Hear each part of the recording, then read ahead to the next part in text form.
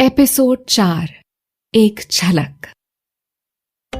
लाली की एक नजर उस रास्ते पर थी जहां से वो भागकर आई थी और दूसरी उस आदमी पर जो अब भी सीने पर हाथ रखे दर्द से तड़प रहा था। उस आदमी की तड़प बढ़ती जा रही थी और वही एक पल था जब लाली ये फैसला लेने पर मजबूर हो गई कि उसे पहले उस आदमी को अस्पताल पहुंचाना चाहिए। उसने उस आदमी को संभालते हुए कहा, आप घबराइए मत, मैं अभी आपको अस्पताल लेकर चलती हूं, बस थोड़ी हिम्मत बनाए रखिए। कहकर उसने वापस किसी ऑटो के लिए नजरें दौड़ानी शुरू कर दी। पर अब भी उसे ये डर भी लगा हुआ था कि कहीं उस चंदाबाई के कोठे वाले गुंडे उसे ढूंढते हुए आ न जाएं। लेकिन लाली का डर हकीकत में बदलता उससे पहले ही सामने एक ऑटो वाला आता हुआ दिखा। उसने दूर से ही ऑटो वाले को हाथ देकर रुकने का इशारा किया और फिर ऑटो वाले की मदद से उस आदमी को अंदर बिठाते हुए ऑटो वाले से बोली, भैया जल्दी से किसी पास के अस्पताल में चलो, इनकी हालत बिगड़ती जा रही है। ऑटो वाले ने तेजी से ऑटो बढ़ा दिया।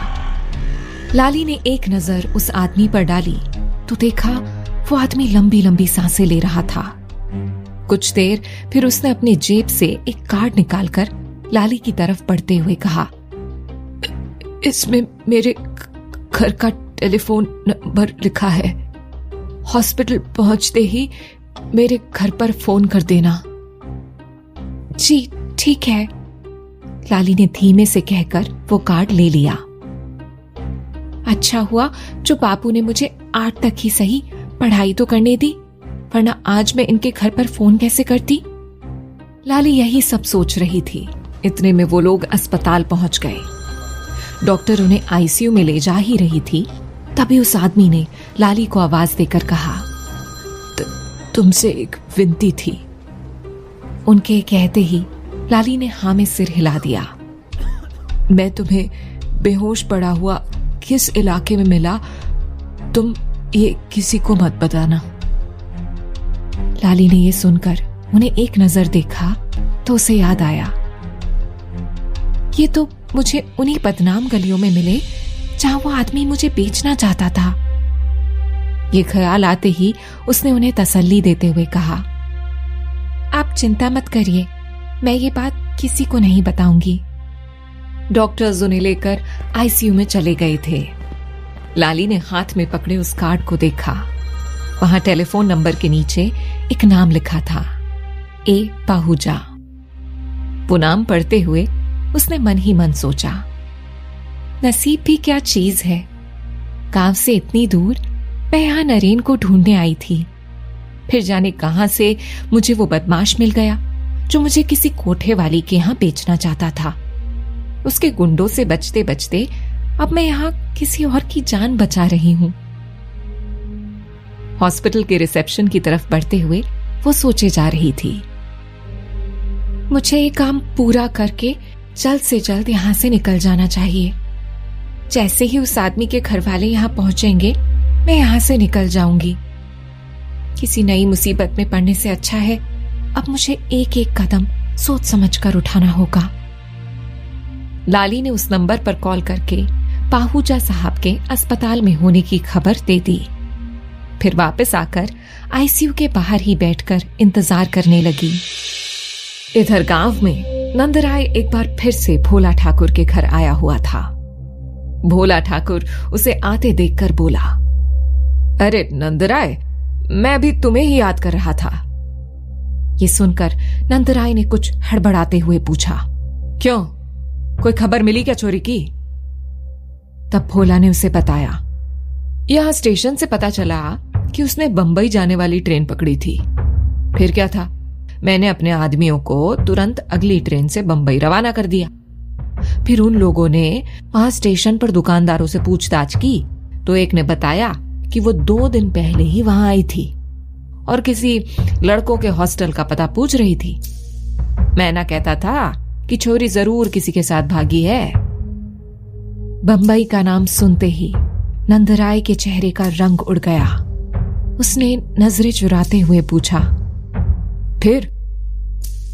भोला उसकी हालत के मजे लेते हुए बोला, फिर तो कुछ नहीं नंदराय, उसके बाद की कोई खबर ना है छोरी की। लेकिन मेरे आदमी वहीं पड़े हैं, जाएगी कहाँ? अरे गिद्धों जैसी आंखें हैं मेरे आदमियों की, आज नहीं तो कल दबोच ही लेंगे साली को। कहते हुए उसने अपने पंजों से दबोचने का इशारा किया, लेकिन नंदराय तो किसी और ही सोच में खोया हुआ था। भोला ने कुछ देर ठहर कर फिर पूछा, वैसे नरेन भी तो बंबई में ही पड़ता है ना? नंदराय ने नरेन का जिक्र सुनकर चौंकते हुए कहा, हाँ, लेकिन उसका इन सबसे क्या मतलब? भोला ने हंसते हुए कहा, मैं तो बस पूछ रहा था, और तो कुछ ना कहा मैंने। नंदराय को उसकी बात सुनकर गुस्सा तो बहुत आया, लेकिन उसने अभी बहस करना सही नहीं समझा और वहां से उठकर वापस घर चला आया। घर लौटते ही अम्मा ने उसे द्वार पर ही आड़े हाथों ले लिया। क्या हुआ? उस करमजली की कोई खबर मिली कि नहीं? हालांकि अम्मा तो नंदराय का मुंह देखकर ही समझ गई थी कि लाली का कुछ भी पता नहीं चला है। नंदराय ने वहीं द्वार पर लगे नलके से मुंह धोते हुए कहा, भोला के आदमियों ने उसे बंबई में देखा है। ये सुनते ही अम्मा को जैसे कोई तीर सा चुभ गया। हे भगवान, अरे डायन भी 7 घर छोड़कर वार करती है, लेकिन ये मुई तो अपने ही घर खानदान की इज्जत के पीछे पड़ी है। मुझे तो पहले से अंदेशा था, ये कम उम्र की छोरी जरूर कोई गुल खिलाएगी, मगर नहीं, तुझ पर तो उसके रूप का जादू टोना जो चल गया था। ये भी ना सोचा कि घर में जवान लड़का भी है, भला आग और घी भी मिलकर कहीं शांत रहे हैं। अम्मा नंदराय को खूब बातें सुनाने लगी थी। अब तो नंदराय को भी गुस्सा आने लगा। वो पहले से ही जला भुना बैठा था, सो अम्मा की बातें सुन उसने भी गुस्साते हुए जवाब दिया, अब बस भी करो अम्मा, और कितना जलील करोगी मुझे? और रहा सवाल नरेन का, तो उसकी तो मैं खुद जाकर खबर लूंगा। बाप की नाक के नीचे उसी की बीवी से चिट्ठी पत्री करता रहा और मुझे भनक तक नहीं लगने दी। अगर वो छोरी नरेन के लिए ही गांव से भागी है तो उसी के पास मिलेगी।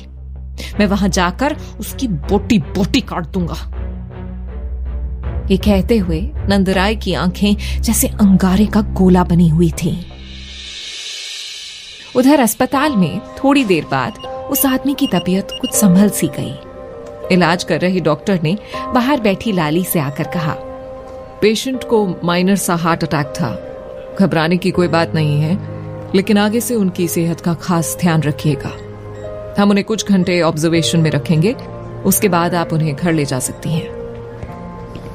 हालांकि लाली को उसकी बात आधी अधूरी ही समझ आई थी, लेकिन उसने फिर भी हाँ हूं में जवाब दे दिया था।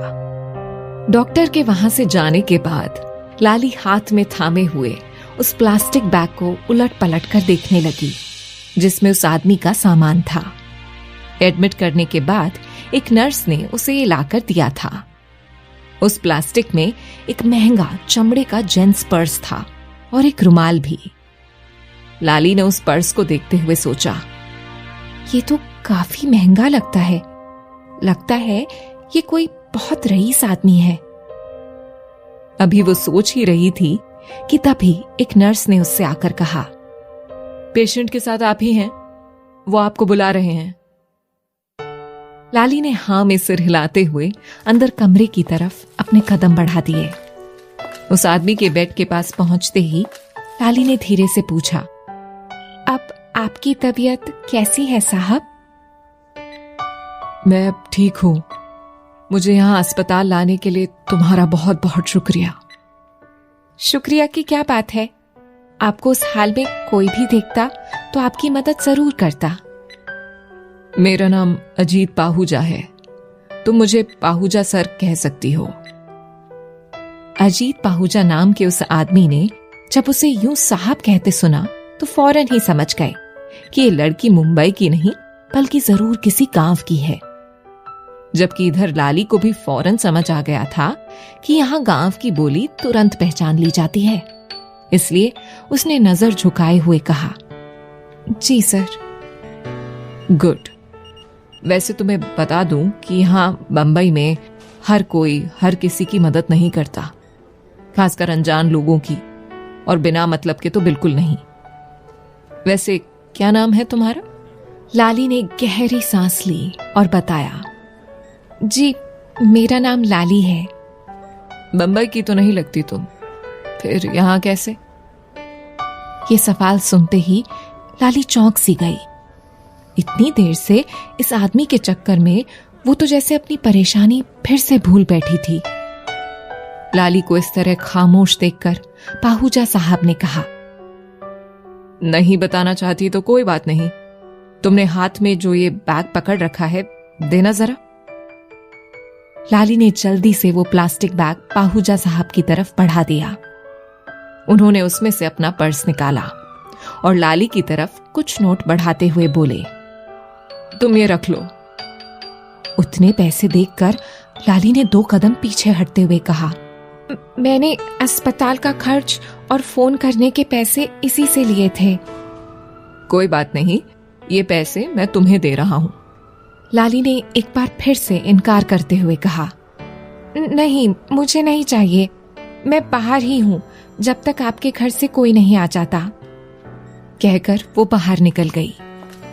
कुछ ही देर बीती होगी कि एक लंबी सी गाड़ी अस्पताल के दरवाजे पर आ लगी। वहां से गुजरते किसी डॉक्टर ने वो कार देखते ही कहा, ये किसकी कार है? उतने छोटे से अस्पताल में इतनी बड़ी कार देखते ही वहां मौजूद सारे ही स्टाफ में जैसे हड़बड़ी सी मच गई। ना चाहते हुए भी लाली की नजरें भी मेन गेट की तरफ उठ गई थी। कार से ड्राइवर ने उतरकर पिछला दरवाजा खोला तो लाली की नजर चमचमाते ब्राउन शूज पर पड़ी।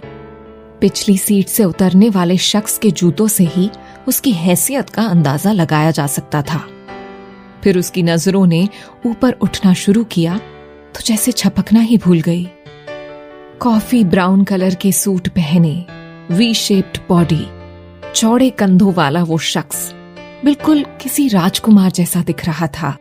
सूट से मैचिंग धूप का चश्मा और माथे पर कुछ घुंघराले बालों की लटें तैरती हुई ऐसी दिख रही थी जैसे सौंदर्य का देवता किसी आदमी का अवतार लेकर धरती पर उतर आया हो।